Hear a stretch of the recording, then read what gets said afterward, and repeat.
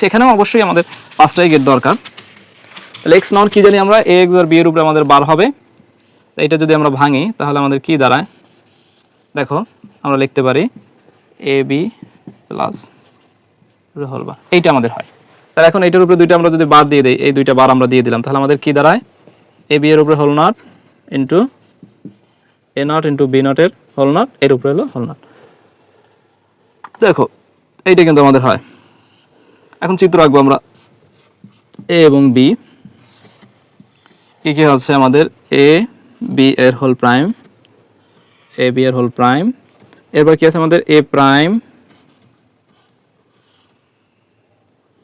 Into B prime, এ prime into B prime, এর উপরে আমাদের এই যে বার, এই দেখো এই যে বারটা আছে, এই বারটা আমরা দিয়ে দেবো এখানে।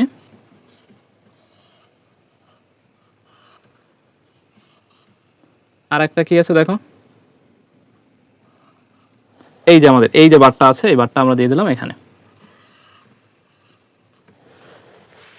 আশা করি তোমরা NAND গেটের বাস্তবায়ন বুঝে গেছো।